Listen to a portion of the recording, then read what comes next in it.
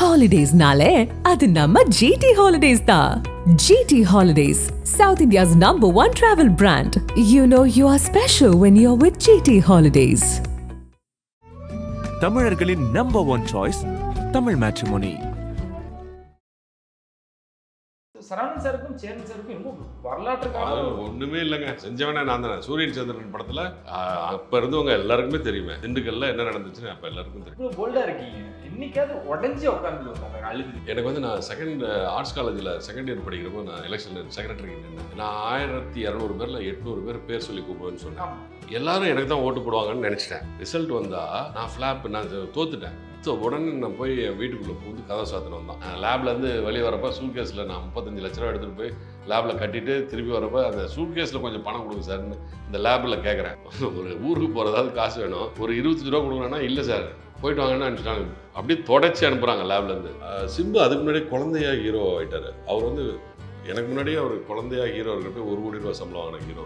அதெல்லாம் தப்பி பிறந்தவங்க. அதிசயமாக அதிசய பிறகு ஹீரோலாம் அஷ்டாவதானி அவர் மாதிரிலாம் யாராலையும் செய்ய முடியாது. ஏன் சார் அப்படி இளைய தளபதியை விட்டு கொடுத்தீங்க? அது நம்ம விட்டுறது கூடாதோ அப்படின்னு நினைச்சிருக்கா? என்னைக்குமே கிடையாது. அது என்னது இல்லைன்ற கேட்டாங்களா சார் இந்த மாதிரி தம்பிக்கு வைக்கிறோம் அப்படின்னு சிசி சார் கேட்கல கேட்காம போட்டாங்க. நான் போய் சண்டை போட்டேன். எங்கள் வீட்டிலேருந்து போய் சண்டை போட்டாங்க. எங்கள் அண்ணன் தம்பிக்கெல்லாம் போய் சண்டை போட்டாங்க. உங்களுக்கு படம் தான் போட்டுக்கன்னு சொன்னார் எஸ்எஸ்சி. படம் அப்போ வரல. முக்கிய நிகழ்வுகளை உடனுக்குடன் குறிஞ்சி வேலைக்கு தெரிஞ்சுக்கல ஆதன் செயலியை டவுன்லோட் பண்ணுங்க. டிஸ்கிரிப்ஷன் லிங்க் இருக்கு. ஆதன் சினிமா நேரில் அனைவருக்கும் ஒரு பெரிய வணக்கம் அண்ட் வெல்கம் டு ஷோ. இன்னைக்கு நம்ம கூட சரவணன் சார் இணைஞ்சிருக்காங்க. சார் வணக்கம். வணக்கம். மிகப்பெரிய ஒரு மனிதர் அப்படின்னு தான் நான் கொடுக்கணும். ஒரு நடிகரையும் தாண்டி சித்தப்பாவாக இருக்கட்டும், ஒரு யதார்த்தமாக இருக்கக்கூடிய ஒரு மனிதர். ஏன்னா நீங்களோட இன்டர்வியூஸில் கீழே கமெண்ட்ஸில் பார்த்தா சரவணன் சார் இவ்வளோ யதார்த்தம் வேணாம், உங்களுக்கு வந்து இது ரொம்ப நாள் ட்ராவல் பண்ணாது, சினிமாவுக்கு இது செட் ஆகாது அப்படின்லாம் நிறைய பேர் கமெண்ட் எழுதும்போது இந்த மனுஷனை நான் பார்த்தே ஆகணும், நிறைய விஷயங்கள் கேட்டே ஆகணும்னு வந்திருக்கேன். உங்களை சந்திச்சது ரொம்ப சந்தோஷம். கிட்டத்தட்ட பிக் பாஸ் டைம்லேருந்து நான் உங்களை ஃபாலோ பண்ணிக்கிட்டு இருக்கேன், உங்களை பின்தொடர்ந்துக்கிட்டு இருக்கேன். சில முறை தொலைபேசியிலையும் பேசியிருக்கோம், நேரில் பார்க்குற வாய்ப்பு இன்னைக்கு கிடைச்சிருக்கு. நிறைய கேள்விகளும் வச்சுருக்கேன். பேசும் சார். சட்டமும் நீதியும் இங்கிருந்து வந்தார். ஒரு 35 வருஷம் ஒரு ஜேர்னி, 15 வருஷம் அப்புறம் ஒரு லீட் ரோலில் ஒரு வாய்ப்பு அப்படின்ற பொழுது எப்படி சார் இப்போ இந்த ட்ராவல் ஃபஸ்ட்டு எப்படி பார்க்குறீங்க? 30 years ஆஃப் சரவணன் அப்படின்னு வரும்பொழுது எப்படி பார்க்குறீங்க இந்த ஒரு பயணத்தை? என் பயணம் வந்து எதை நோக்கி எங்கே ஆரம்பித்து எங்கே போய் முடியுன்றது வரைக்கும் எனக்கு தெரியும். சின்ன வயசுலேயே தெரியும். நான் ஜாதகம், கடவுள் நம்பிக்கை, இறை நம்பிக்கை, கட்டம் இதில் வந்து ரொம்ப சின்ன வயசுலேருந்தே எனக்கு பழகிடுச்சு. நான் ஹீரோ ஆகிறதுக்கு முன்னாடியே நான் ஜோசி பார்க்க ஆரம்பித்தேன். இத்தனாவது தேதியில் இத்தனாவது வருஷத்தில் இந்த மாதத்தில் நீங்கள் சினிமாவில் நடிச்சிருவீங்கன்னு சொல்லி வரைக்கும் நான் வெளியே வந்துட்டேன். அதுக்கப்புறம் நான் திருப்பி ஃபெடப்பாகி கீழே விழுவேன், ஃபெயிலியர் ஹீரோன்னு வருவேன் அப்படின்றதும் எனக்கு தெரிஞ்சிச்சு. இந்த வருஷத்துலேருந்து இத்தனை வருஷம் காணாமல் போவேன்னு வரைக்கும் எனக்கு தெரிஞ்சிச்சு. அதுவும் தெரிஞ்சு அதையும் ஃபேஸ் பண்ணி வாழ்ந்துட்டு வந்துட்டேன் நான் இப்போது. அதுக்கப்புறம் திருப்பி ரீஎன்ட்ரின்னு ஒன்று விஷயம் இருக்குது. எனக்கு நடந்த மிராக்கிள்ஸ்லாம், என் வாழ்க்கையில் நடந்த மிராக்கிள்ஸ்லாம் யாருக்குமே நடந்திருக்காது. இதெல்லாம் இப்படிலாம் நடக்குமா வாழ்க்கையில் அப்படின்னு நான் சொன்னால் எல்லாரும் அது பொய் மாதிரி இருக்கும். நான் அவ்வளோ நடந்துருச்சு எனக்கு. நான் சொல்கிறதும் இவர் உண்மை சொல்கிறாரா பொய் சொல்கிறாருன்ற கேள்வியே எழும். அப்படி வந்து நான் காத்திருந்தேன். இன்றைக்கி இப்படி ஒரு படம் வரும், இதில் நடிக்க போகிறேன்னு தான் நான் இத்தனை வருஷம் காத்திருந்தேன். அப்போ நான் அதை சொல்லும் போது நான் உங்களுக்கு வந்து ஆச்சரியமாக இருக்கும். இது இப்படி தான். ஆமாம், இதுக்காக எப்படி காத்திருக்க முடியும்? ஆனால் வேறு எல்லா நடிகனும் பார்த்தீங்கன்னா தன்னுடைய தனிப்பட்ட வாழ்க்கைக்காக, தனிப்பட்ட வாழ்க்கையை வாழ்கிறதுக்காக ஏசி போடணும், கரண்ட்டு பில்லு கட்டணும், வீட்டு வாடகை கொடுக்கணும், கார் வச்சுருந்தா காருக்கு டீசல் போடணும், பயணம் வைக்கணும், ஃபோன் வச்சுக்கணும். இதுக்கு ஒரு மனிதனுக்கு தனி மனித தேவைக்கு ஒரு மாதத்துக்கு இவ்வளோ சம்பளம் வரணுன்னு இருக்கும், இவ்வளோ வேணும்னு இருக்கும். ஆனால் 5 வருஷம் வேலையே இல்லாமல் இருந்திருக்கேன் நான். 5 வருஷமும் எந்த வித சம்பாத்தியமும் இல்லாமல் வாழ்ந்துட்டேன் நான். வருஷத்துக்கு 365 நாள். அதில் வந்து ஒரு 20 நாள், 40 நாள், 60 நாள் அதிகபட்சம் வேலை பார்த்துருக்கேன் ஒரு 5 வருஷம். மிச்சம் 300 நாள் சும்மா இருந்த காலமும் இருக்குது. இப்படி நான் வகை வகையாக விதவிதமாக இப்படிலாம் வாழ்ந்துட்டேன் நான். இது யாராலையும் வாழ முடியாது. நான் வந்து கடவுள் மேலே பாரத்தை போட்டுட்டு, என் வெயிட்டெல்லாம் கடவுள் தூக்கிட்டார். கடவுள் பாரத்தை போட்டுட்டு நான் வாழ்ந்துகிட்டே இருக்கேன். நாளைக்கு தான், இன்றைக்கி மட்டும் நான் சந்தோஷமாக இருப்பேன், அவ்வளோதான். இன்றைக்கி நான் எப்படி இருக்கேனோ அவ்வளோதான், நாளைக்கு பார்த்துக்கலாம் அப்படின்ட்டு அப்படியே தான் வாழ்ந்துட்டுருக்கேன். யாராலையும் வாழ முடியாது. ஆனால் நினச்சி பார்த்தா எனக்கு திரும்பி பார்த்தா பயமாக இருக்கும். இப்படி நம்ம எப்படா 35 வருஷத்தை கடந்துட்டோம். நீங்கள் சொல்லும் போது தான் எனக்கு 35 வருஷமே தெரியுது. ஆனால் நேற்று நடந்த மாதிரியே இருக்கு. பிரசாந்த் வந்து 91ல் ஹீரோ, 90ல் அறிமுகமாகறாரு. நான் 91ல் அவருக்கு அப்புறம் கிழக்கே ஒரு பாட்டு அவர் 2வது படம் நடிச்சிட்டு இருக்கப்போ என்னை அதே டைரக்டர் பிரசாந்த் இன்ட்ரடியூஸ் பண்ண அதே ராதா பாரதின ஒரு டைரக்டர் என்னை வைதேகி வந்தாச்சுன்ற படத்தில் 91ல் இன்ட்ரடியூஸ் பண்ணுறாரு. எல்லோரும் 80s ஹீரோ 90 அப்படின்லாம் சொல்லுவாங்க. என்ன நான் 80ஸ்லாம் நான் படம் பார்க்குறேன். 80ஸில் வந்து சும்மா படம் பார்ப்பேன், பாட்டு கேட்பேன், சினிமா கோயர். நான் 90ல் தான் சினிமாவுக்கு வரேன், மெட்ராஸ்க்கு வரேன். 91ல் தான் மெட்ராஸ்க்கு வரேன். 91 எண்டில் நான் சினிமாவில் நடிச்சிடுறேன். அதெல்லாம் பெரிய விஷயம், மிராக்கிள் தான்.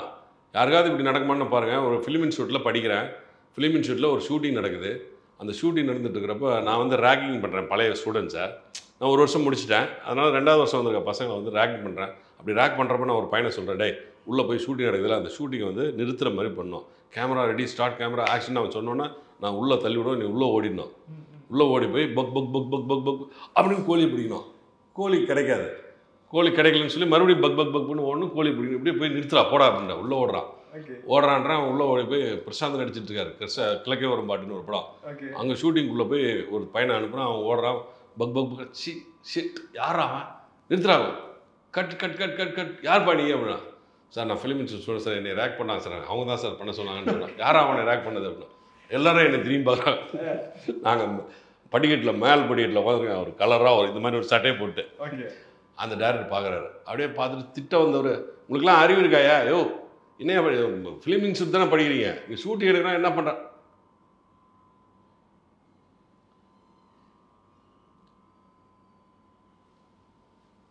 போ போ அப்படின்ட்டு அவர் தூரத்துலேருந்து எனக்கு பின்னாடி கை கட்டி அப்படியே என்னை பார்த்துக்கிட்டே இருக்காரு.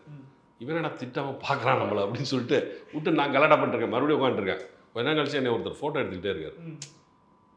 டே உன்னை ஒருத்தர் ஃபோட்டோ எடுத்துகிட்டே இருக்கானா, என்னை ஆப்போசிட்டில் இங்கே எடுத்துகிட்டு இருக்காங்க, இப்படி வர்றாங்க, இப்படி எடுக்கிறாங்க, நான் பார்க்கல. இந்த பையன் வந்து என்கிட்ட சொல்கிறான், உன்னை யாராவது ஃபோட்டோ எடுத்துகிட்டே இருக்காரு. யாரா ஃபோட்டோ எடு அப்படின்னு பார்த்துட்டு, ஏய் எதுக்குடா என்ன ஃபோட்டோ எடுக்கிறேன்ற. அவர் பெரிய மனுஷன், யாரோ ஒருத்தர் ஃபோட்டோ எடுக்கிறாரு.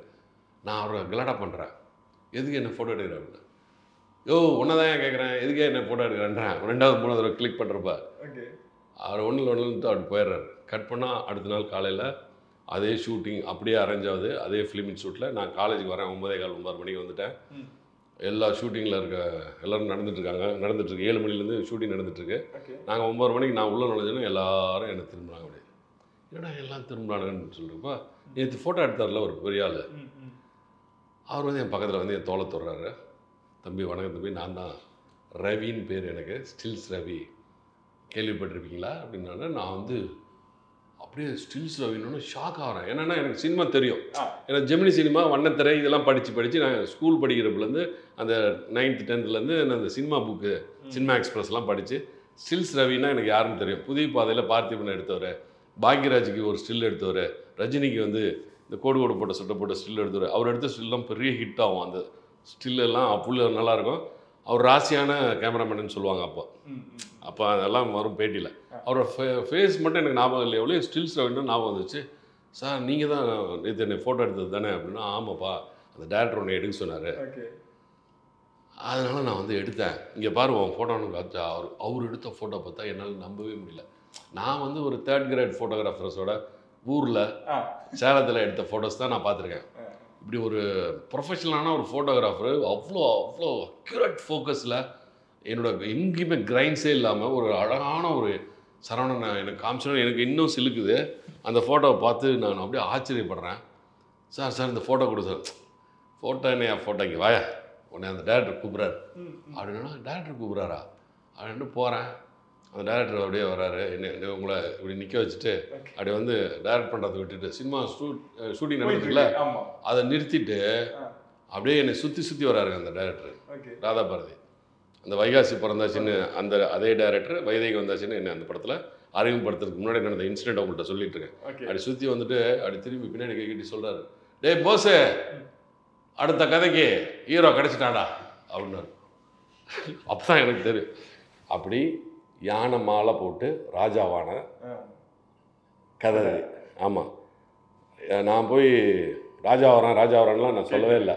நான் யார்கிட்டையும் இது வரைக்கும் சான்ஸ் கேட்டதே இல்லை. அது வரைக்கும் ஃபிலிம் இன்ஸ்டியூட்டில் படிக்கிறேன். படித்து முடிச்சோன்னே பார்த்துக்கலான்னு வெயிட் பண்ணிகிட்டு இருக்கேன். ஒரு யானை வருது, மாலை போடுது, வாங்க உங்களை ராஜா ஆகிட்டாங்க அப்படின்னு சொல்லுவாங்கல்ல அந்த பழைய கதையில். அது மாதிரி இவர் என்னை கூட்டிகிட்டு போயிட்டு ஹீரோ ஆகினார். எனக்கு அந்த சரவணன் இருக்காருல்ல சார், ஷூட்டிங் நடந்துகிட்டு இருக்கு, அவ்வளோ பொருட்செலவில் எல்லாருமே பார்த்து பயப்படுவாங்க. ஒருத்தரை ரேகிங் பண்ணும் அனுப்புறீங்க, அவர் வந்து பார்க்குறாரு, எப்போ திட்டிட்டு இருக்காங்க, ஆனால் நீங்கள் அந்த கெத்து மெயின்டைன் பண்ணி அந்த சரவணன் கொஞ்சம் கூட பயம் இல்லையா சார்? அவ்வளோ சின்ன வயசுலேருந்து பயமே இல்லாதவர், பயம் அறியாத சரவணன். ஏன்னு கேட்டிங்கன்னா எங்கள் அப்பா ஒரு போலீஸ் ஆஃபீஸர். நான் ஆர்ட்ஸ் காலேஜில் சேர்மன் எலெக்ஷனுக்கு நின்னேன், செக்ரட்டரி எலெக்ஷன் நின்னேன். செக்ரட்டரிக்கு தோற்று போனேன். நான் ஒரு 1200 பேரில் 800 பேரை பேர் சொல்லி கூப்பிடுவேன். ஆமாம், நான் வந்து ஒரு பெரிய ஆர்கனைசர். நான் ரஜினி ரெசிப்மெண்ட் வச்சுருந்தேன். என் கீழே ஒரு 300 பேர் இருந்தாங்க. அப்போயே என்னை சுற்றி ஒரே கும்பலாக இருக்கும். ஆமாம், நான் வந்து ஒரு சின்ன வயசுலேருந்து நான் ஹீரோ தான். நான் சினிமாவில் நடிக்கிறதுக்கு முன்னாடியே ஹீரோ, ரியல் ஹீரோ. ஆமாம், அப்பவும் அப்படி தான், இப்பவும் அப்படி தான். எதுக்குமே பயப்பட மாட்டேன்.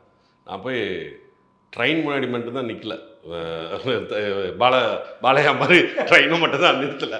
வேறு எல்லாத்தையும் பண்ணிட்டேன், எல்லாமே பண்ணிட்டேன். நான் பண்ணதெல்லாம் எதுவுமே இல்லை. 15 வருஷம் அப்புறம் மறுபடியும் லீட் ரோல் அப்படின்னு வரும்பொழுது நீங்கள் சொன்னீங்க, நான் இதெல்லாம் அப்பயே கணிச்சிட்டேன்டா, நீங்கள் என்னடா இப்போ கேள்வி கேட்குற அப்படின்ற விஷயம். ஆனால் எங்களுக்கு இந்த தோற்றமும் அந்த நடிப்பும் இன்னும் மாறாமல் இருக்குல்ல சார். எனக்கு நல்ல ஞாபகம் இருக்குது, நீங்கள் 2 ஒய்ஃப் கிட்ட மாட்டிருப்பீங்கன்னு நினைக்கிறேன். பொண்டாட்டி ராஜா அந்த படம் பார்த்துட்டு இருக்கும்போது எங்கள் அம்மாலாம் உட்காந்து பார்ப்பாங்க, இந்த படத்தை பாரு ஃபஸ்ட்டு அப்படின்னு. அந்த வயசுல நாங்கள் வளர்ந்துக்கிட்டு இருக்கும் பொழுது டக்குன்னு திரும்பினா அந்த ஒரு அந்த கண்ணு நடிக்கும் சார். அது சிலருக்குலாம் அமையாது, சிலருக்கு மட்டுமே அமைகின்ற ஒரு விஷயம். எப்படி சார் அந்த 15 வருஷம் அப்புறம் லீடாக நடிக்கிறோம், இன்னும் நான் பேசுனா தானாடாட்டம் தன் தசையாடுன்ற மாதிரி எப்படி இருக்குது இந்த ஒரு இறை செயல்? நான் கடவுள் செயல், கடவுள் செயல் இல்லைன்னா ஒன்றுமே பண்ண முடியாது. இதே கடவுள் தான் என்னை வந்து கீழே தூக்கி போடுது, மிக உயரத்துக்கு கூட்டிகிட்டு போய் கீழே தூக்கி போட்டாங்க. அந்த விழுந்ததுக்கு அடியும் எந்திரிக்கிறதுக்கும் முயற்சியும் பண்ணி எந்திரிக்கிறதுக்கு கஷ்டப்பட்டு எந்திரிச்சு திருப்பி பருத்தி வீரன் வந்து திருப்பி இப்போ வந்து நல்லா நடிக்கிறேன், என் கண்ணு நடிக்கிறதுன்னு சொல்கிறதுக்கு எல்லாத்துக்கும் காரணம் எல்லாமே இறை செயல். பல பேருக்கு முகம் மாறி போயிடும். இத்தனை வருஷம் ட்ராவலில் நீங்கள் வந்து 91 நடிகனை பார்த்தீங்கன்னா இப்போ வந்து பார்த்தீங்கன்னா முகம் மாறி இருக்கும்.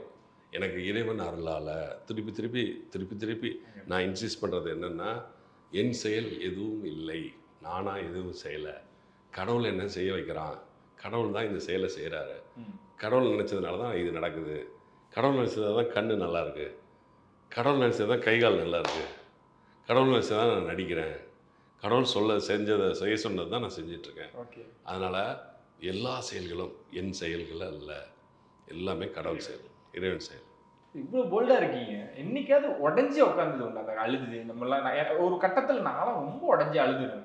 அந்த மாதிரி நான் இன்சிடென்ட்டை நீங்கள் ஃபேஸ் பண்ணியிருப்பீங்க. எப்படி அதுலேருந்து வெளியே வந்திருக்கீங்க அப்படின்ற விஷயம் தெரிஞ்சுக்கலாம் எனக்கு வந்து அனுபவத்தில். எனக்கு வந்து நான் ஆர்ட்ஸ் காலேஜில் செகண்ட் இயர் படிக்கிறப்போ நான் எலெக்ஷனில் செக்ரட்டரிக்கு நின்னேன். நான் 1200 பேரில் 800 பேர் சொல்லி கூப்பிடுவேன்னு சொன்னேன். எல்லாரும் எனக்கு தான் ஓட்டு போடுவாங்கன்னு நினச்சிட்டேன். நினச்சி ரிசல்ட் வந்தால் நான் தோத்துட்டேன். தோற்ற உடனே நான் போய் என் வீட்டுக்குள்ளே பூந்து கதை சாத்தினவன் தான். நான் 24 மணி நேரம் வெளியே வரவே இல்லை. எல்லோரும் பயந்துட்டாங்க நான் வந்து ஏதோ ஆகிடுவேன்னு. ஆனால் உள்ளே நான் அன்றைக்கி அழுதேன், அழுதேன், சத்தம் போட்டு அழுதேன், தோற்றதுக்காக அழுதேன். அப்புறம் உடனே ஜெயித்தேன், அடுத்த வருஷம் ஜெயித்தேன். அப்போ நான் எப்படி சிரிக்கிறதான்னு அப்போ தான் யோசித்தேன். அப்போ போன வருஷம் அழுதோம், இப்போ நம்ம சிரிக்கலாமா சத்தம் போட்டு அப்படின்னு நினச்சேன். சத்தம் போடவே இல்லை, சிரிக்கவே இல்லை. அப்போயே தெரிஞ்சிச்சு எனக்கு தோத்தா அழுகுறதும் ஜெயிச்சா சிரிக்கிறதும் தேவையில்லை. தோத்தா தோற்று போகிறோம், ஜெயிச்சா ஜெயிச்சுட்டு போகிறோம் அப்படின்ற மனநிலைக்கு என்னுடைய 20 வயசு 21 வயசுலேயே நான் வந்துடுறேன். அதுக்கப்புறம் வாழ்க்கையில் மிகப்பெரிய வெற்றி அடைகிறேன். ஒரு காலேஜ் எலெக்ஷனில் செக்ரட்டரிக்கு தான் நான் தோற்றேன். அதுக்கப்புறம் நிறைய வெற்றிகள் அடைகிறேன். நான் எல்லாரும் போய் லவ் லெட்டர், நம்ம ஆம்பளை பசங்க தான் போய் பொம்பளைகள் கொடுப்பாங்க, எனக்கு பொண்ணுங்கள்ட்ட லெட்டர் வரும். நான் சொன்னால் அதிகமாக இருக்கும், அது சொன்னால் சொல்லக்கூடாது. பொண்ணுங்கள்ட்ட லெட்டர் வரும், லவ் லெட்டர் வரும். வாங்கி வச்சு நான் வந்து இது ரெஜெக்ட் நான் சொன்ன காலம்லாம் இருக்குது. அதெல்லாம் என்ன பண்ணுறது? அப்போ எல்லா பசங்களும் சொல்லுவானுங்க, எப்படா இது உனக்கு மட்டும் நடக்குது அப்படின்னு. இது என்னடா பண்ணுறது? இதுவும் கடவுள் செயல். ஆமாம் சார், அப்போ பல பேர்த்தோட பசங்க சாபத்தையே வாங்கிருக்கு. ஆமாம், அது மாதிரி நிறைய நடந்திருக்கு. அதனால் எனக்கு எல்லாமே பழகிடுச்சு. சின்ன வயசுலேருந்தே ஆரம்பித்ததுலேருந்து இது எனக்கு பழக்கமாயிடுச்சு. நம்ம அந்த இயக்குனர் நம்மளை பார்த்து அங்கே நம்மளை செலக்ட் பண்ணுறாரு. சினிமா ஃபீல்டு தான், நீ ஹீரோ அப்படின்னு. ரியல் லைஃப்பில் நான் ஹீரோவாக இருந்தேன், நீ ஆன் ஸ்க்ரீனில் ஹீரோ ஆக்கிட்டீங்க.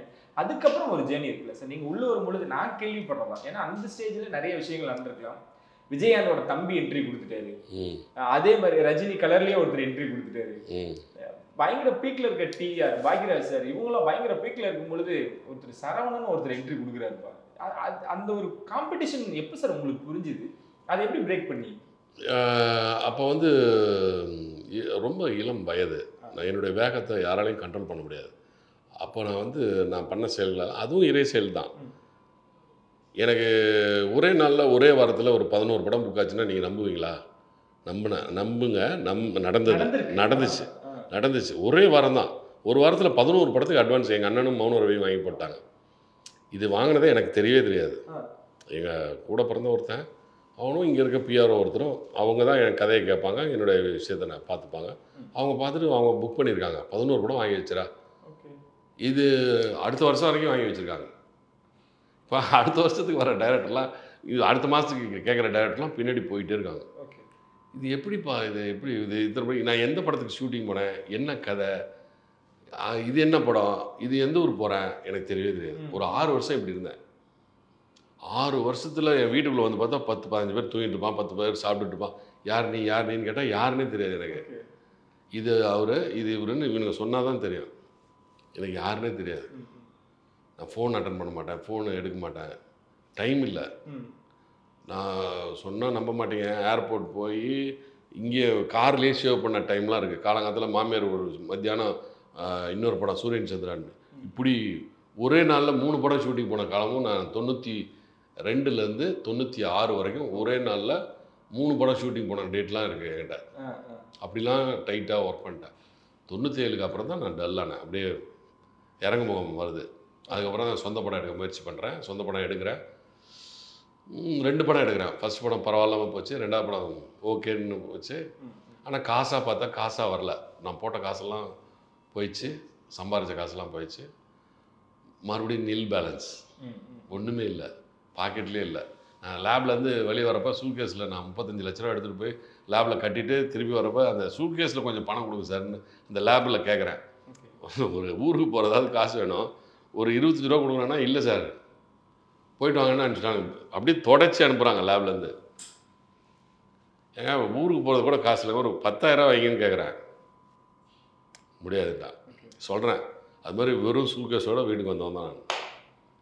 அந்த காம்படிஷன் ரஜினி கமல் இருக்காங்க. ஆமாம், எவ்வளோ 9 ஹீரோங்க. அப்போது 9 ஹீரோக்கு அப்புறம் தான் நாங்கள், அதுக்கப்புறம் தான் பிரசாந்த், அதுக்கப்புறம் தான் சரவணன், அதுக்கப்புறம் தான் அதுக்கு எனக்கு முன்னாடி ஆத்தவன் கோயில் செல்வா, எனக்கு முன்னாடி விக்னேஷ், அதுக்கப்புறம் ஆனந்த், திருடா திருடி ஆனந்த், அப்படியே வந்துட்டு அரவிந்த் சாமி, அதுக்கப்புறம் நிறைய ஹீரோஸ் வந்தாங்களே, Ajith sir, Vijay sir, Ajith sir, எல்லாமே அதுக்கப்புறம் தான். 93 94 தானே. அதான் நீங்க அதை பிரேக் பண்ணி நீங்க முன்னாடி வந்தீங்களே. ஆமா, அந்த ரேஸ்ல முன்னாடி வரீங்க. அதுக்கப்புறம் டவுன் ஆச்சு. அந்த காம்படிஷன் எப்படி இருந்துச்சு? அது வந்து காதுலயும் கண்ணிலையும் பூச்சி பறக்கும், ஒண்ணுமே தெரியாது. அப்போ நான் வேலையா ஓடிட்டே இருக்கேன், இதெல்லாம் பார்க்கறதுக்கு நேரமே இல்லை. இது விஜயகாந்த் சாரோட தம்பி மாதிரி இருக்கீங்க, அதெல்லாம் கமெண்ட்லாம் கேட்டிருக்கீங்களா? அதெல்லாம் கேட்பாங்க. அவங்க கம்பெனிலேருந்து எனக்கு 10 படம் வந்துச்சு, நடிகை கூப்பிட்டாங்க, நான் போகல, டைம் இல்லை. ஹீரோ நடிச்சிட்டு இருப்பேன், எங்கள் தம்பியை நடிக்கிறதுன்னு விட்டேன். சார் அந்த அவ்வளோ படம் கமிட் பண்ணீங்களா சார்? அந்த வரவு செலவுலாம் பார்ப்பீங்களா? அதில் அங்கே அண்ணன் பார்த்துக்கிட்டான். அண்ணன் இருக்காங்க. அந்த மாதிரி இந்த ப்ரொடியூசர்ஸாக இருக்கட்டும், இயக்குநர்களாக இருக்கட்டும், நம்பி என்னை ஏமாந்தது அந்த டைமில் எதுவும் இல்லை, அதெல்லாம் கரெக்டாக அதெல்லாம் போயிட்டு இருந்தது. ஒரு கட்டத்துக்கு அப்புறம் நான் சொந்த படம் எடுக்கிறப்ப தான் ப்ராப்ளம் வந்தது. ஓகே, அதுதான் அந்த ட்ராவலே ரொம்ப அழகாக இருந்தது. கேஎஸ் ரவிக்குமார் சார், உங்கள் லைஃப்பில் அவர் எவ்வளோ முக்கியம்? ரொம்ப முக்கியமான டேரக்டர். அவர் வந்து பொண்டாட்டி ராஜ்யம் எடுக்கிறதுக்கு முன்னாடி புரியாத புதிர் எடுத்துட்டார் அவர். அதுக்கப்புறம் இன்னொரு ஏதோ ஒரு படம் பண்ணார், அது சரியாக போகல. அதுக்கப்புறம் பொண்டாட்டி ராஜ்யம் தான் அவருக்கு ஃபஸ்ட்டு ஹிட்டு, 100 நாள் படம் அதுதான். ஓகே, அடுத்து மறுபடியும் ரவிக்குமார் சார் ஹிட்டே பொண்டாட்டி ராஜ்யம் தான். அதுக்கப்புறம் தான் அவர் போய் சரத்குமார் சாருக்கு பண்ணார், சூரியவம்சம் பண்ணார், அதுக்கப்புறம் கமல் சாரோட தெனாலி பண்ணார். அப்படியே அதுக்கப்புறம் பெரிய டைரக்டர் ஆகிட்டார், பெரிய ஹீரோஸுக்கு ஆகிட்டார். எல்லா பெரிய ஹீரோஸுமே ஒரு கேமியோ போவார். ஆனால் உங்களோட லீட்லையும் நீங்கள் ஒரு ஹீரோ, அவர் ஒரு ஹீரோ அப்படின்ற ஒரு கேரக்டரில் வரும்பொழுது அந்த ஸ்பேஸ் நீங்கள் கொடுக்குறீங்களா, அதுதான் சார் பெரிய விஷயம். ஏன்னா நான் இப்போ ஹீரோவாக பீக்கில் இருக்கேன், ஒரு இயக்குனரும் நடிக்கிறார் அப்படின்றப்ப அந்த ஸ்பேஸ் கொடுக்குறீங்க, அது ரொம்ப பெரிய விஷயம். டிஆர் சாரோட படத்தில் கமிட் ஆகிறீங்க, அப்போ தான் எஸ்டிஆர் அவர்களும் அறிமுகமாறாரு. அதுலேயும் உங்களோட பங்கு அவங்கள எப்படி சார் உங்களுக்கு கன்வின்ஸ் பண்ணுவாங்க? ஏன்னா அவங்களோட கதை அப்படின்ற ஒரு விஷயம் இருக்கும், உங்களை சாட்டிஸ்ஃபைட் பண்ணக்கூடிய விஷயங்கள் இருக்கும். எப்படி நீங்கள் அவங்களோட 6 மாதம் 1 வருஷம் நான் டி ராஜன் வந்து எனக்கு கதை சொல்லி டேட் கொடுக்கறதுக்கு. ஓகே. அதுக்கப்புறம் நான் தான் ஹீரோன்னு சொன்னார். ஓகே அப்படி சொல்லிட்டு போயிட்டேன். அப்புறம் சிம்பு அதுக்கு முன்னாடி குழந்தையா ஹீரோ ஆகிட்டார். அவர் வந்து எனக்கு முன்னாடியே அவர் குழந்தையா ஹீரோ இருக்கிறப்ப 1 கோடி ரூபா சம்பளம் வாங்கின ஹீரோ அவர். குழந்தையா நடிக்கிறப்ப இவ்வளோன்னு பையனாக இருக்கிறப்ப 1 கோடி ரூபா சம்பளம் வாங்கணும். 1 கோடி ரூபா சம்பளம் வாங்கினவர் அவர். அதனால் அதெல்லாம் தப்பி பிறந்தவங்க, அதிசயமாக நம்ம அதிசயப்பிறகு. டி ராஜேந்திரன்லாம் அஷ்டாவதானி, அவர் மாதிரிலாம் யாராலையும் செய்ய முடியாது. கதை, திரைக்கதை, வசனம், பாடல்கள் எல்லாம் எழுதி இயக்கி நடித்து, பேப்பரே இல்லாமல், பாக்கெட்டில் பேப்பர் இல்லை, சீன் பேப்பர் இல்லை, பேட் இருக்காது, அப்படியே வந்து சொல்லி அப்படியே வந்து எடுத்து அப்படியே படமாக்குவார். எதை சொன்னாலும் வார்த்தைகள் கவிதைகளாக இருக்கும். அது மாதிரிலாம் சொல்ல முடியாது, ஆள் இல்லை. அவர் படத்தில் அன்றைக்கி ஹீரோன்னு சொல்லி அப்புறம் கூப்பிட்டு போய் அதுக்கப்புறம் சிம்பு உள்ளே வந்து சிம்பு நடித்து கதையை எனக்கும் அவருக்குமான கதைகள் இருந்தது. அதில் நிறைய சம்பவங்கள் நடந்தது. இது மாதிரி நிறைய காம்படிஷன் இருந்தது. எல்லாத்தையும் ஃபேஸ் பண்ணி தான் வந்தேன். அதான் சார் எல்லாமே பார்த்துறீங்கன்ற என்ன விஷயங்கள் நடந்தாலும் பார்த்துட்டு அதான் ஃபேஸ் பண்ணிட்டேன். ஆனால் எனக்கு என்னன்னா சார், என்னோட பர்சனலாக சொல்கிறேன், எனக்கு இது முன்னாடியே எனக்கு தெரிஞ்சிருக்கும். 35 வருஷமா நீங்கள் என்ன சம்பாரிச்சிருக்கீங்க அப்படின்ற பொழுது மக்களை சம்பாரிச்சிருக்கீங்க. ஆமாம், அன்பு தான். எங்களுக்கு ஒரு ஏக்கம் என்னன்னா, உங்கள் ரசிகர்களுக்கும் சார் ஏன் சார் அந்த இளைய தளபதியை விட்டு கொடுத்தீங்க? இளைய தளபதி சரவணன் இன்ன வரைக்கும் இருந்திருந்தா டைட்டில் கார்டுக்கு முன்னாடி போட்டுருப்போம் சார். நாங்கள் ரொம்ப பெருமையாக சொல்லியிருப்போன்னு உங்கள் ரசிகர்கள் சிலர் ஏக்கமாக இன்னமும் முன் வச்சுக்கிட்டு இருக்காங்க. அது நம்ம விட்டுறது கூடாதோ அப்படின்னு நினச்சது உண்டா நீங்கள்? என்றைக்குமே கிடையாது. அது என்னது இல்லைன்றேன். இந்த ஷர்ட், ஒயிட் ஷர்ட்டு உங்களுக்காக எங்கே திருப்பூர்லையா இல்லை சைனாவிலையா இல்லை ஜப்பானில் மேக் பண்ணதுன்னா அது உங்களுக்காக மேக் பண்ணது. அது எனக்காக மேக் பண்ணதில்லை. யாரோ எனக்கு போட்டு விட்டாங்க, அது சரியாக வரல, அதனால் அந்த சட்டை என்னை விட்டு போயிடுச்சு. அதனால் அதை நான் என்னோட சட்டைன்னு நான் சொல்லக்கூடாது. அது வந்து அவருக்கு என்னை விட அவருக்கு தான் நல்ல பொருத்தமாக இருக்குது. ஆனால் உங்கள்கிட்ட கேட்டாங்களா சார் இந்த மாதிரி தம்பிக்கு வைக்கிறோம் அப்படின்னு? எஸ்எஸ்சி சார் சொல்லி கேட்காம போட்டாங்க. நான் போய் சண்டை போட்டேன். எங்கள் வீட்டிலேருந்து போய் சண்டை போட்டாங்க. எங்கள் அண்ணன் தம்பிக்கெல்லாம் போய் சண்டை போட்டாங்க. உங்களுக்கு படம் தான் போட்டுக்கன்னு சொன்னார் எஸ்எஸ்சி. படம் அப்போ வரல, போடலை, அதனால அவங்க போட்டாங்க. இது ஒரு பெரிய மேட்டரே கிடையாது. அது அதை விட தாண்டி போயிட்டார். அவர் பெரிய உயரத்துக்கு போயிட்டார். அவர் வந்து அவர் மாதிரி டான்ஸ் ஆட முடியாது. எத்தனை வயசாகுது விஜய் சாருக்கு. அவர் மாதிரி யாராவது இப்போ டான்ஸ் ஆட முடியுமா? பிரபுதேவா மட்டும்தான் ஆட முடியும். பிரபுதேவாக்கு அப்புறம் டான்ஸர்னா ஹீரோனா அவர் தாங்க. அவர் ஆடுறாருல, ஃபைட் பண்ணுறாருல, நடிக்கிறாருல, இவ்வளோ ரசிகர்கள் வச்சுருக்காருல. அதனால் அவருக்கு இறைவன் அருள் கொடுத்துருக்கு, கடாட்சம் இருக்குது, இறை கடாட்சம் இருக்குது. அதனால் அவருக்கு நடந்திருக்கு. நீங்கள் என்னடா இவனும் இதை கேட்குறாங்க, நீங்கள் தப்பா எடுத்துக்கூடாது சார். ஏன்னா சமீபத்தில் ஒரு ப்ரெஸ் மீட்லையுமே கூட நீங்கள் அதான் எல்லா இடத்துலையும் போல்டாக பேசக்கூடியவர் தான் நீங்கள். விஜய் அவர்களுக்கு ஏன் பெரிய பெரிய நடிகர்களாக இருக்கட்டும், நடிகர்கள் பெரிய நடிகர்கள் கூட நடிகர்கள் ஏன் ஒரு வாய்ஸ் சப்போர்ட்டை கொடுக்கல அப்படின்ற பட்சத்தில் முதலாளாக நீங்கள் சொன்னீங்க எனக்கு தம்பி ஜெயிக்கணும் அப்படின்ற ஒரு விஷயம் தான். அன்னைக்கு எப்படி டைட்டில் விட்டு கொடுத்தீங்களோ இன்னைக்கு அதே ப்ரெஸ் மீட்லையாக இருக்கட்டும், எங்கேவா இருக்கட்டும், அவ்வளோ போல்டாக. இது போல்டெல்லாம் ஒன்றும் இல்லைங்க. நான் வந்து ஓப்பன் ஸ்டேட்மெண்ட். நான் போல்டுலாங்க இதில் நான் சொல்லி நான் போல்டாக பேசுகிறேன் அப்படின்னு அதெல்லாம் இல்லவே இல்லை. அவர் வந்து சினிமாவிலேருந்து எம்ஜிஆர் வந்தார், சினிமாவிலேருந்து கலைஞர் வந்தார், சினிமாவிலேருந்து அம்மா ஜெயலலிதா அம்மா வந்தாங்க. அது மாதிரி எல்லோரும் முயற்சி பண்ணாங்க. இவரும் முயற்சி பண்ணுறாரு. ரஜினி வர்றேன்னு சொல்லி வரல, இவர் வயசில் வந்திருக்காரு, அவ்வளோதான். ரஜினி வந்து லேட் ஆகிட்டார், அதனால் விலகிட்டார் ரேஸ்லேருந்து. இப்போ வந்து ஒரு சரியான வயசு தான் வந்திருக்காரு. வரட்டும் பார்க்கலான்னு தான் சொல்கிறேன், அவ்வளோதான். செய்கிறதுக்கு முன்னாடியே வர்றதுக்கு முன்னாடி ஏன்டா வரேன்னு கேட்கக்கூடாது. ஒருத்தர் அரசியலுக்கு யார் வேணாலும் வரலாம், கண்டிப்பாக யார் வேணாலும் வரலாம், யார் வேணாலும் வரலான்னு திருப்பி சொல்கிறேன். அதில் விஜய் வரதுனால என்ன உங்களுக்கு என்ன? வரட்டும் பார்க்கலாம். இல்லை கீழே எல்லாம் கமெண்ட் சார், நீங்களும் வந்துருங்கண்ணே, நாங்கள் பார்த்துக்கிறோம், டிவி கேட்க வந்துருங்கண்ணெல்லாம் நிறைய பேர் எழுத ஆரம்பிக்கிறாங்க. அதெல்லாம் பார்க்கும்பொழுது உங்களோட புகைப்படம், எடப்பாடி அவர்களோட ஒரு புகைப்படம் எடுத்துருந்தீங்க. ஸோ அதுலேயும் உங்களுக்கு நிறைய ஈடுபாடுகளோ இல்லை அதை ஃபியூச்சர்லையோ நாங்கள் அதை இது பார்க்கலாம். இல்லை, எனக்கு வந்து அரசியலை விட எனக்கு வந்து சினிமா தான் ஜாஸ்தி. சின்ன வயசுலேருந்தே அரசியல் வந்து நான் வந்து எம்ஜிஆருக்கு கை தட்டினேன். எனக்கு எம்ஜிஆர் கட்சிக்கு ரெட்டைலைக்காக நான் சின்ன வயசில் பின்னாடியே சின்ன பசங்கள்லாம் ஓடுவாங்களா, கொடியை பூசிட்டு ஓட்டு போடுங்க ஓட்டு போடுங்க, ரெட்டைலைக்கு ஓட்டு போடுங்கன்னு கேட்டு போவாங்களா, அப்படி ஒரு ஆள் நான். ரெட்டைலைக்கு ஓட்டு கேட்டவன்.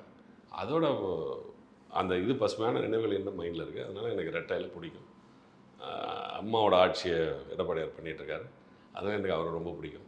ஓகே, அதுக்கு அந்த போட்டோ பார்த்ததுக்கு அப்புறம் உங்களை எல்லாருமே இன்னும் அதிகமாக அங்கே கொண்டாட ஆரம்பிச்சாங்க. அதான் ஃபியூச்சரில் நாங்கள் எதிர்பார்க்கலாமா இல்லை அந்த மாதிரி ஐடியா இதாக இருக்கா? ஏன்னா இவ்வளோ பக்குவமாக பேசுகிறவங்களுக்கு மக்களோட வழியும் தெரியும், கள நிலவரமும் தெரியும், எல்லாம் தெரியும். அதனால நீங்கள் மக்களோட நின்னீங்க அப்படின்னா இன்னும் சரவணன் அவர்கள் அதிகமாக இல்லை. இது யார் முடிவு பண்ணணுன்னா எல்லாரும் பெரியவங்க முடிவு பண்ணால் அது வந்து நம்ம கையில் இல்லை, கடவுள் முடிவு பண்ணோம். கடவுள் என்ன முடிவு பண்ணாங்க. Okay sir. அம்மையார் அவங்களாம் இருக்கும்போது இல்லாமல் உங்களுக்கு அவங்க தான். ஆமாம் ஆமாம். எம்ஜிஆர் வழி யார் வந்தாலும் எனக்கு வந்து அம்மாட்ட சேர்ந்ததே நான் ஜெயலலிதா அம்மா கூட தான் சேர்ந்தேன். நான் ஓகே 2011 தான் சேர்ந்தேன், கட்சியில் சேர்ந்தேன். கண்டிப்பாக சார். அதான் அந்த மாதிரி இருந்ததுனால நாங்கள் இன்னும் அதிகமாக உங்களை கொண்டாடி இருப்போம் அப்படின்னா. சார் சமீபத்தில் அது இதுவும் நான் உங்ககிட்ட சாரி சொல்லி தான் நான் கேட்கணும்னு நினைக்கிறேன். அந்த சேரன் அவர்கள் இஷ்யூ வரும்பொழுது கீழே நம்மளோட இன்டர்வியூ கீழே ஒரு கமெண்ட்ல சேரன் அவர்களோட ஐடியிலேருந்து ஒரு மெசேஜ் ஒன்று போட்ட மாதிரி அந்த இன்சிடென்ட் அப்படி நடக்கவே இல்லை. ரவிக்குமார் அவர்கள் என் மேலே என் இயக்குனர் என்கிட்ட அப்படி பண்ணவும் மாட்டாங்க, பண்ணதும் இல்லை. நடக்காத ஒரு விஷயத்த சரவணன் ஏன் அப்படி சொல்கிறாங்க. இன்னொரு விஷயம், அன்னைக்கு நானும் இன்னொரு இயக்குனரும் போகும் பொழுது கூட நாங்கள் அப்படியே போயிருந்துருக்கலாம். நீங்கள் வாங்க, டிரைவர் வந்து அந்த வண்டி எடுத்துகிட்டு வந்துடுவாங்கன்னு சொல்லுக்க தான் நாங்கள் அது பண்ணோம். நான் ஆட்டிடியூட் காட்டியிருக்கணுமோ, அப்போ வந்து நீங்கள் சுயநிலைவு இல்லாமல் இருந்தீங்க அப்படின்ற மாதிரி ஒரு கமெண்ட் கீழே வந்திருக்கு சார். இது சரவணன் சார் எப்படி எடுத்துக்கிறேன்? எனக்கு அது ஒன்றுமே நடக்கலைன்னா கூட ஓகே தான். நான் இயல்பாக நடந்தது என்னவோ அதை சொன்னேன். அது இல்லைன்னாலும் ஓகே, இருந்தாலும் ஓகே, எனக்கு அதை பற்றி ஒன்றும் கவலை இல்லை. இது கண்டினியூ ஆகிட்டே இருக்கா சார்? இல்லை, ஒன்றும் இல்லை, இதோட பிரேக் பண்ணிக்கங்க, அவ்வளோதான். ஏன்னா பிக் பாஸ்லேயும் உள்ள இருந்தீங்க, அங்கே 2 பேரும் ஸ்பாட்லேயே ஒரு விஷயங்கள் வருது. ஸோ சரவணன் சாருக்கும் சேரன் சாருக்கும் இன்னும் வரலாற்றுக்காக ஒன்றுமே இல்லைங்க. ஆனந்தம் விளையாட வீடுன்னு அழகாக 2 பேரும் ஆனந்தமே நடிச்சிட்டான். நடிச்சிங்க. 2 பேரும் பேசிட்டு தான் இருக்கோம். நானும் அவருக்கு ஃபோன் பண்ணிட்டு தான் இருக்கேன், அவரே எனக்கு ஃபோன் பண்ணார். நடக்கலன்னா என்கிட்டயே நடக்கலன்னு சொல்லாமல் நான் செஞ்சவனே நான் தானே. சூரியன் சந்திரன் படத்தில் அப்போ இருந்தவங்க எல்லாருக்குமே தெரியுமே, திண்டுக்கல்ல என்ன நடந்துச்சுன்னு அப்போ எல்லாருக்கும் தெரியுமே. நான் இதுக்கு வந்து ஓப்பன் பொது வெளியில் போய் சொல்ல வேண்டிய அவசியம் இல்லையா. அதுவும் அந்த தம்பி வந்து கேட்குற தம்பி வந்து பிக் பாஸில் ஏன் அப்படி சொன்னீங்கன்னு கேட்டதுனால நடந்த இன்சிடென்ட்டை டீட்டெயிலாக பிக் பாஸில் சொன்னேன். அவங்க அதை போடல, அதனால நான் இப்போ சொல்கிறேன்ப்பா இதுதான் நடந்துச்சு அப்படின்னு நான் சொன்னேன். நடக்கலைனாலும் ஒன்றும் தப்பு இல்லைப்பா. கீழே அவ்வளோ பாசிட்டிவ் சார். உங்களுக்கு நான் தான் சொன்னேன், உங்களுக்கு பாசிட்டிவான விஷயங்கள் இருக்குது. இன்னும் நிறைய பேர் சொல்கிறாங்க, சேலம் மக்கள் சார்பாக வாழ்த்துக்கள்னு கீழே போட்டிருந்தாங்க. ஸோ இதுதான் பிக் பாஸ்லேயும் சரவணன் பண்ணார். இவ்வளோ யதார்த்தம் சினிமாவுக்கு ஆகாது, தயவு செஞ்சு அவங்களுக்கு ஏற்ற மாதிரி நடிக்க சொல்லுங்க அப்படின்னு. இல்லை, என்னால் முடியாது, இத்தனை வருஷம் ஓட்டிட்டேன், இன்னொரு எவ்வளோ நாளாக கொஞ்ச நாள் ஓட்ட முடியாதா அப்படின்னு இப்படி தான்ப்பா இருப்பேன், என்னை மாற்றவே முடியாதுப்பா, எதுவுமே பண்ண முடியாது சார். இன்னொரு ஃபோட்டோ பற்றி கேட்கணும். லிட்டில் ஸ்டார் எப்படி இருக்காரு? ஒரு ஃபோட்டோவோட ஒன்று போட்டு 2D with my little star அப்படின்னு ஒன்று போட்டிருப்பீங்க. எப்படி சார் இருக்காங்க ஃபேமிலியில் எல்லாரும்? அண்ட் என்ன அவன் வந்து இப்போ 3ஆவது படிக்கிறான், 8 வயசு ஆகுது. அக்டோபர் 14 வந்தால் 9வது வயசு ஸ்டார்ட் ஆக போகுது. அவனுக்கான வாழ்க்கை தான் வாழ்ந்துட்டு இருக்கேன். எங்கள் அப்பா அவன் ஹீரோன்னு சொல்லணும், எங்கள் அப்பா வந்து வயசாயிடுச்சு கிழவனாயிடுச்சுன்னு சொல்லக்கூடாதுன்றதுக்காக தான் நான் இன்னும் யூத்தில் என்ன பசங்க எப்படி போடுவாங்களா அது மாதிரி இருந்திருக்கேன். அவனுக்காக நான் இதெல்லாம் பண்ணிகிட்ருக்கேன். இது என்னடா இப்படி என்ன வயசாகிடுச்சு, வயசான பெரிய மனுஷன் மாதிரியே இல்லை அப்படின்னு யாராவது பார்க்குறவங்க நினச்சிங்கன்னா தவறு இல்லை, அப்படிலாம் நினைக்காதீங்க. என் மகனுக்காக ஓப்பன் ஸ்டேட்மெண்ட்டு, என் மகனுக்காக இவர் வாழ்கிற வாழ்க்கை இது. அவனுக்கு வந்து நான் ஹீரோவாக தெரியணும், அதுக்காக வாழ்ந்துட்டுருக்கேன். பார்த்துருக்கேன், எல்லாருக்கும் இந்த நேரத்தில் சொல்ல கடமைப்பட்டிருக்கேன்.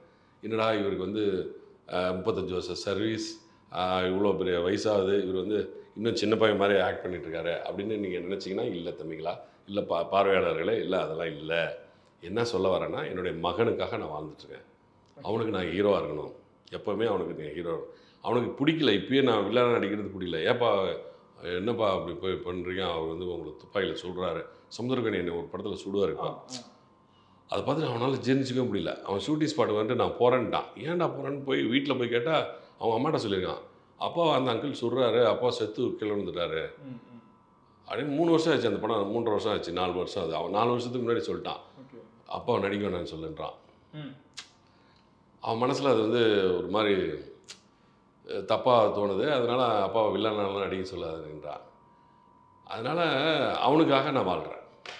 சரி, அவங்களுக்காக மட்டும் இல்லை சார், தம்பிக்கு நாங்கள் தேங்க்ஸ் சொல்லிக்கிறோம். ஏன்னா அவரால் நீங்கள் நடிக்கிறேன்னு சொன்னது எங்களுக்கு ரொம்ப சந்தோஷம். நாங்கள் உங்களை ஹீரோவாக பார்த்துக்கிட்டு இருக்கோம். அதுதான் எனக்கு ராயன்லேயே நீங்கள் நடித்த பொழுது அது ஒரு மாதிரி நல்லா இருக்கும். பெரிய பெரிய இயக்குனர்லேருந்து தொடங்கின ஒரு பயணம் தனுஷ் வரைக்கும் தொடர்ந்துக்கிட்டு இருக்கு. எப்படி சார் இந்த வந்து யங்ஸ்டர்ஸ்லாம் எப்படி இருக்காங்க? ஏன்னா இட்லி கடையும் அடுத்து நீங்கள் இருக்கிறதா கேள்விப்பட்டோம். இல்லை, இட்லி கடையில் நான் இல்லை. தனுஷ் வந்து மிகப்பெரிய அறிவாளிங்க, எனக்கு சினிமா அறிவாளி. சினிமாவை கரைச்சி குடிச்சிருக்காரு. ஏன்னா அவங்க அப்பா வந்து ஒரு டைரக்டர். எல்லாரும் அவரை டைரக்ட் பண்ணுறாருன்றதை நீங்கள் தனியாக சொல்கிறதெல்லாம் வந்து தவறு. ஏன்னா இவரெல்லாம் டைரக்ட் பண்ணுறாரு அப்படின்லாம் சொல்லவே கூடாது. இயல்பாகவே டைரக்ஷன் தெரியாத எனக்கே சினிமா மேலே ஆசை வந்து இப்படி வந்து அவங்க அப்பா வீட்டுக்குள்ளே ஒரு மிகப்பெரிய டைரக்டர் கஸ்தூர்ராஜான்னு ஒரு டைரக்டர், அவரை பார்த்து வளர்ந்த பிள்ளை, அவனுக்கு டைரக்ஷன் தெரியாதா? அதுவும் இல்லாமல் அதில் கை தேர்ந்தவராக இருக்கார். பாட்டு எழுதுகிறாரு, வசனம் எழுதுகிறாரு, டைரக்ஷன் பண்ணுறாரு, லென்ஸ் சொல்கிறாரு, மியூசிக் பண்ணுறாரு, மியூசிக் பாடுறாரு, எல்லாமே பண்ணுறாரு, நடிக்கிறாரு, ஹிந்திக்கு நடிக்கிறாரு, இங்கிலீஷ் படம் நடிக்கிறாரு. என்ன இதை விட என்னங்க வேணாம் அவருக்கு? அவருக்கும் கடவுள் வந்து கிருபை பண்ணியிருக்காரு, அருள் பாலிச்சிருக்காரு, அவ்வளோதான். நல்ல ஒரு தனித்துவமான குழந்தை. நான் ஏன் இதை கேட்டேன் சார், கஸ்தூரிராஜ் சாரோட இயக்கத்திலையும் நடிச்சிருக்கீங்க, தனுஷ் அப்படின்னா நம்ம லிட்டில் ஸ்டாருக்கும் ஃபியூச்சரில் சினிமானா நீங்கள் டிக் அடிச்சிருக்கீங்களா க்ரீன் சிக்னல்? இல்லை, எனக்கு வந்து நான் வந்து இதை செய் அதை செய்யணும் என் பையனுக்கு நான் யாருக்குமே அட்வைஸ் பண்ண மாட்டேன். ஓகே. குறிப்பாக என் பையனுக்கு அட்வைஸே பண்ண மாட்டேன், பண்ணவே மாட்டேன். அண்ட் ரொம்ப சந்தோஷம் சார், தான் இவ்வளோ தூரம் நீங்கள் ப்ரிடிக்ட் பண்ணி. நான் தான் சொன்ன மாதிரி எனக்கு இந்த படம் பார்க்கும்போது ஜெய்பீம் எல்லாருமே கம்பேர் பண்ண ஆரம்பிச்சிருவாங்க. ஒரு அட்வொகேட் அப்படின்னு வரும்போது ஒரு ஜெய்பீமாக இருக்கட்டும், மனிதனாக இருக்கட்டும், ஒரு எல்லாருமே கேலி பண்ணுற இல்லை திட்டுற ஒரு அட்வொகேட் வந்து வாதாடி ஒரு கேஸில் ஜெயிக்கிறாரு. அது எப்படி வாதாடுறாருன்னு ஒரு விஷயம் இருக்குது. ஒரு உங்களுக்கு டஃப் கொடுத்துச்சா சார் இத்தனை வருஷம்? இது வந்து எனக்கு மிகப்பெரிய டஃப் கொடுத்த படங்க. இது வந்து சாதாரணமாக அப்படி கடந்து போக முடியாது இந்த படத்தை. ஒரு நடிகர் எல்லா நடிகர்களும் இந்த படம் பார்த்தா டேய் என்னடா இப்படிலாம் பண்ணியிருக்காங்க. இது நான் குறுகிய நாட்களில் குறுகிய நேரத்தில் எடுத்த படம் இது. பெருமையாக சொல்வேன் நான். அதுக்கான வாய்ப்புகளை ஏற்படுத்தி கொடுத்த கதை, அதுக்கான வாய்ப்புகளை ஏற்படுத்தி கொடுத்த வசனங்கள், அந்த மாதிரியான சம்பவங்கள் இதில் நிறைஞ்சிருக்கிறதுனால இயல்பாக எனக்கு நடிக்கிற ஆர்வம் அதிகமாக இருந்ததுனால எனக்கு நடிக்க தெரியுங்கிறது ஃபிலிம் இன்ஸ்டியூட்டில் படித்து நடித்து ஹீரோவாக 26 வருஷம் படங்கள் நடித்து அதுக்கப்புறம் வருஷங்கள் கேப் விட்டு திருப்பி கேரக்டர் ஆர்டிஸ்ட் ஆகி இப்போ உணர்ந்து முன்னெல்லாம் ஹீரோவாக இருக்க கூட சாரவசரமாக கேட்டு ரெடின்னு போயிடுவேன். இப்போல்லாம் நான் நிறுத்தி நிதானமாக யோசித்து நடிக்கிறதுக்கு இங்கே என்ன பண்ணலாம், அங்கே என்ன பண்ணலாம், இதில் என்ன ஸ்கோப் இருக்குது எல்லாம் தெரிஞ்சு நடிச்சிட்டு இருக்கிறப்போ எனக்கு அற்புதமான இந்த வாய்ப்பு கிடைச்சது. இந்த வாய்ப்பை நான் சரியாக பயன்படுத்தியிருக்கேன். இறைவன் அதற்கான அருள் கண்டிப்பாக அதுதான் கேட்டேன். ஏன்னா ரொம்ப நாளாக வரும்பொழுது எல்லாம் கம்பேர் பண்ண ஆரம்பிச்சிட்டாங்க. ஜெய்பீமை விட இது நல்லா இருக்கும்னு வெளியே வந்து சொல்கிறாங்க. அந்த அளவுக்கு ஒரு ஸ்ட்ராங்கான ஒரு மெசேஜ் இருக்குது, அதில் எந்த ஒரு மாற்று கருத்துமே இல்லை. ஸோ எல்லாம் எவ்வளோ தூரம் நடந்தாலும் இவரோட நடிப்புன்னு ஒன்று இருக்குது, அதை நம்ம தனியாக பார்க்கணும் அப்படின்றத நாங்கள் வெயிட் பண்ணிக்கிட்டு இருக்கோம். இது ஜெய்பீமோட ஒப்பிட வேண்டிய அவசியம் இல்லை. ஜெய்பீம் வந்து ஒரு தனியான ஒரு அற்புதமான ஒரு படைப்பு. அது வாழ்வியல் சம்மந்தப்பட்ட ஒரு இருளர்கள் சம்மந்தப்பட்ட ஒரு பிரச்சனையில் அது கையெடுத்தது. இது வந்து ஒரு தற்கொலை பண்ணிக்க போயிட்ட ஒரு சாமானியனுடைய அவனுடைய வாழ்க்கையில் நடந்த சம்பவங்கள் என்ன, நம்மளால் அவனுக்கு ஹெல்ப் பண்ண முடியுமா, ஒரு கட்டத்தில் முடியாதுன்னு உட்காந்து முடியும் பார்த்துடலாம் அப்படின்னு போய் போராடி ஜெயிக்கிறது தான் இந்த கதை. அற்புதமான ஒரு டேர்ன்ஸ் அண்ட் ட்விஸ்ட்ஸ் நிறைய இருக்கிற ஒரு அற்புதமான ஒரு கோர்ட் ட்ராமா. Okay okay. இயக்குனர்கிட்ட கேட்டிங்களா சார் ஒய் மீ அப்படின்ற ஒரு கேள்வி? அண்ட் எனக்கு இந்த கதாபாத்திரம் கண்டிப்பாக எனக்கு தான் கிடைச்சிருக்கணும், ஆனால் ஏன் என்னை தேர்வு அப்படின்ற ஒரு கேள்வி முன் வச்சு. இது யாரும் அவங்க வந்து கதை எழுதி முடித்ததுலேருந்து அவங்க 2 பேருமே ப்ரொடியூசரும் சரி, இந்த ப்ரொடியூசர் நம்ம பிரபான்னு சொல்லி ஓகே ப்ரொடியூசர் ஒத்த காலில் நான் சின்ன பையன். அந்த பையன் இந்த படம் எடுத்த தம்பி வந்து அவனுக்கு ஒரு 27 வயசு 28 வயசு தான் இருக்கும்னு நினைக்கிறேன். அவரும் ஹீரோ நடிக்கிறாருன்னு நினைக்கிறேன், ஒரு படம் நடிக்கிறாரு. அவர் வந்து சரவண சார் படம் தான் கரெக்டாக இருக்குன்னு அவர் ஆரம்பித்து இந்த கதை எழுதின சூரிய பிரதாப்பும் சரி சரவண சார் இருந்தால் நல்லா இருக்கும்னு சொல்லி அவர் இந்த படத்தை வந்து எனக்கு 6 மாதத்துக்கு முன்னாடி கதை சொல்லிட்டார், 7 மாதத்துக்கு முன்னாடி கதை சொல்லிட்டாரு.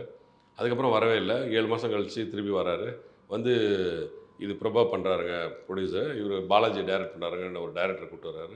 அந்த டைரக்டரும் என்னைய வந்து பூவை சொல்கிறாரு, என்னுடைய முதல் ஹீரோ நீங்கள் தான் சார். என்ன எல்லாருக்கும் அமைஞ்சது இது. ஒரு நல்ல படத்தை யாரும் எடுக்க முடியாது, தானாக தடுக்கவும் முடியாது, அது அமைச்சுக்கும், எல்லாத்தையும் அமைச்சுக்கும். இந்த படம் நல்ல படம், அது தானாக அமைச்சிக்கிச்சு, எல்லாத்தையும் அமைச்சிக்கிச்சு. இது அதனால தான் இப்படி எலிவேட் ஆகுது. படத்தை பற்றி ரொம்ப ஷார்ட்டாக பேசியிருக்கோம், ஏன்னா பேசக்கூடிய விஷயங்கள் படத்தில் நிறையா இருக்குது. படம் ரிலீஸுக்கு அப்புறம் இன்னும் டீட்டெயிலாக பேசுவோம் சார், ஏன்னா இது இன்னும் ரொம்ப ஸ்ட்ராங்காகவும் உங்களுக்கு இன்னும் கொஞ்சம் ஸ்ட்ரென்த்தாகவும். இங்கே பாருங்கள், என்கிட்ட நான் இத்தனை வருஷமாக படித்து இத்தனை வருஷமாக நான் பண்ண ட்ராவலில் இது எனக்கு சேலஞ்சிங்கான ஒரு கேரக்டர் அப்படின்றீங்க. பார்க்க நாங்கள் தயாராக இருக்கோம். ரொம்ப நன்றி சார், தேங்க்யூ ஸோ மச். இன்ன வரைக்கும் உங்களை கொண்டாடிக்கிட்டு இருக்க நிறைய பெண்கள், குறிப்பாக பெண்கள் அண்ட் உங்களோட ரசிகர்களுக்கு நீங்கள் என்ன சொல்ல விரும்புகிறீங்க, அண்ட் இந்த படத்தை அவங்க ஏன் பார்க்கணுன்றதுமே ஷேர் பண்ணிடுங்க. அழகான ஒரு என்டர்டெய்னர், நல்ல வசனங்களும், நல்ல ரொம்ப நாளைக்கு அப்புறம் நல்ல காட்சி அமைப்புகளோட, அழகான காட்சி அமைப்புகளோட ஒரு கோர்ட் ட்ராமாவை கண்டிப்பாக பார்க்க போகிறீங்க. இது வந்து எந்த விதத்துலையும் சோட போகாது. எல்லாருமே நடிப்பை எஃபெக்ட் கொட்டியிருக்காங்க. என் பக்கத்தில் இருக்கிற என்னோடய ஜூனியராக நடிச்சிருக்க அந்த பொண்ணு அம்ரிதா, அவங்க ரொம்ப அழகாக நடிச்சிருக்காங்க. இவ்வளோ அழகான வக்கீலாக அப்படி கோர்ட்டில் அழகான வக்கீலே பார்க்க முடியாது. அவங்க வக்கீல் படிக்கிறவங்கெல்லாம் கருப்பாக ஒரு மாதிரி இதாக இருப்பாங்க. ரொம்ப பேரழகிகளாம் வந்து வக்கீலுக்கு படிக்க மாட்டாங்க பெருசாக, அந்த தொழிலை தேர்ந்தெடுக்க மாட்டாங்க. ஆனால் இதில் அந்த பொண்ணு அவ்வளோ அழகாக, அவ்வளோ பாந்தமாக ஒரு வக்கீலுக்கு எப்படி இருக்கணுமோ அப்படி நடிச்சிருக்காங்க. அதுக்கப்புறம் அந்த காணாம போன பொண்ணாக நடிச்சிருக்க அந்த பொண்ணு ரொம்ப அழகாக ஆக்ட் பண்ணியிருக்காங்க. எல்லாருமே நல்லா எஃபர்ட் போட்டிருக்காங்க. கண்டிப்பாக எல்லாருக்கும் பெரிய பேர் கிடைக்கும் இந்த படம். சிறப்பு சார், ரொம்ப நன்றி சார். தேங்க்யூ ஸோ மச் உங்கள் பொண்ணான நேரத்தை எங்களுக்காக ஒதுக்கினதுக்கு. ஆனால் இந்த இடத்துல நான் இன்னொன்று சொல்லிக்கிறேன், 35 வருஷத்தை எங்களோட கொண்டாடணும்னு எங்களுக்கு ஒரு ஆசை இருக்குது. உங்களோட என்ன நேரம் இருந்தாலும் எங்களோட நீங்கள் டைம் ஸ்பெண்ட் பண்ணி இன்னும் நிறைய விஷயங்கள் உங்களோட ட்ராவல் பேசணுன்றது இந்த இடத்துல நான் ரெக்வஸ்ட்டாக வச்சுக்கிறேன் சார். Thank you so much. இன்னும் சொல்ல உங்கள் சினிமா உங்களுக்கு எடுக்கிறாங்க. உங்களுக்கு நன்றி, வணக்கம்.